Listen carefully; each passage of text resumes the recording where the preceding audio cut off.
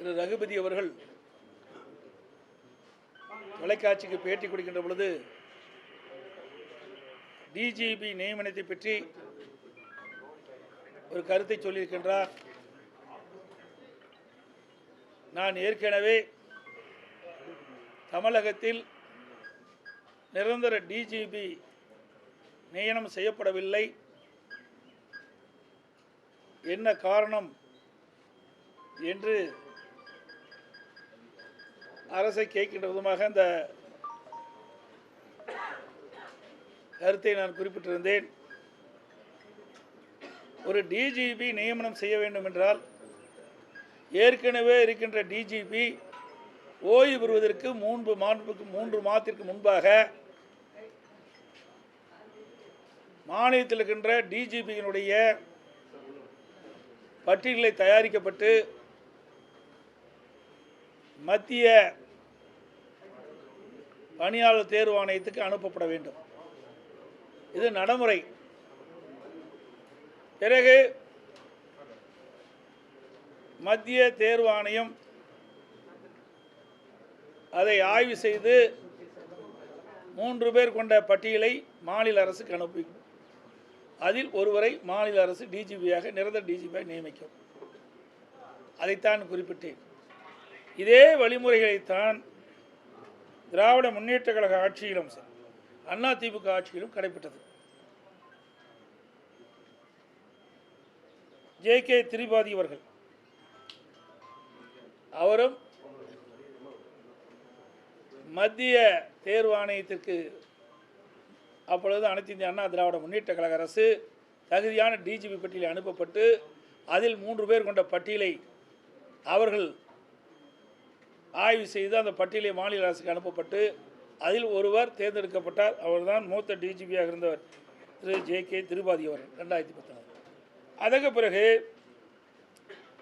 அவர் ஓய்வு பெறுகின்ற பிறகு இதே நடைமுறையைத்தான் திராவிட முன்னேற்ற கழக அரசு கடைபிடித்தது.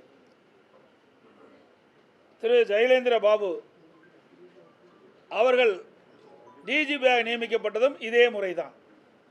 அதுக்கு அடுத்ததாக திராவிட முன்னேற்ற கழக ஆட்சியில் திரு சங்கர் ஜிவால் அவர்கள் டிஜிபியாக நியமிக்கப்பட்டதும் இந்த வழிமுறையை பின்பற்றி தான் நியமித்தார்கள்.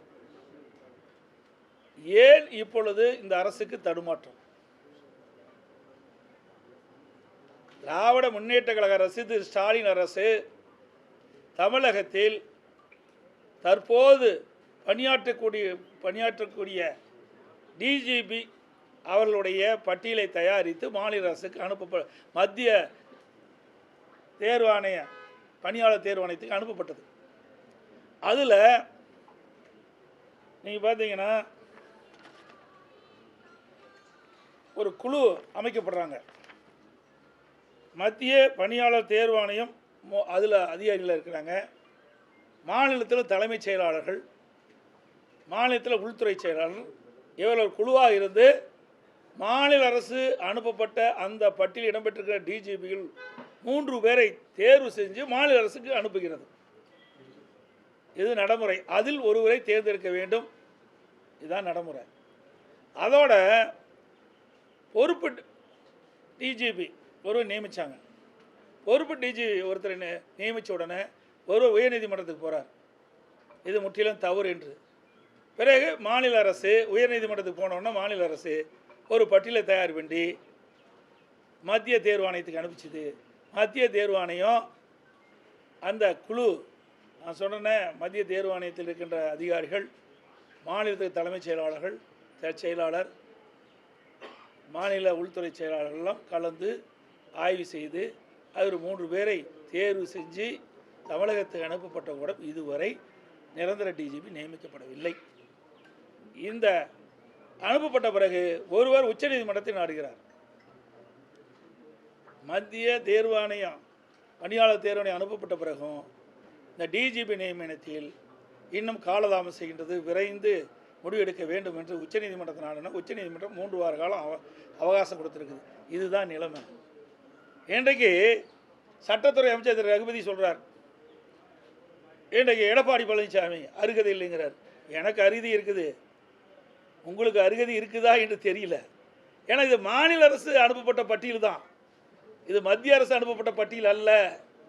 மாநில அரசு தான் தகுதியான டிஜிபிகள் பணியாற்றக்கூடிய டிஜிபிகளை தேர்வு செஞ்சு மத்திய தேர்வாணைய அனுப்பப்பட்டிருக்குது. மத்திய பணியாளர் தேர்வாணையத்துக்கு அனுப்பப்பட்டு அங்கே அந்த குழு நான் சொன்ன இவர்களெல்லாம் இடம்பெற்ற குழு தான் இங்கே அமைச்சிருக்குது.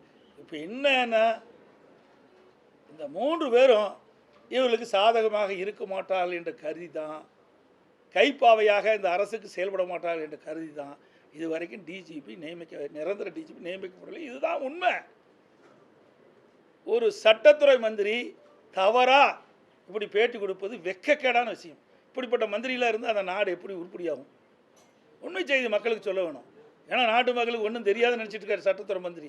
இதெல்லாம் சட்டத்தின் அடிப்படையில் தான் செயல்படுது.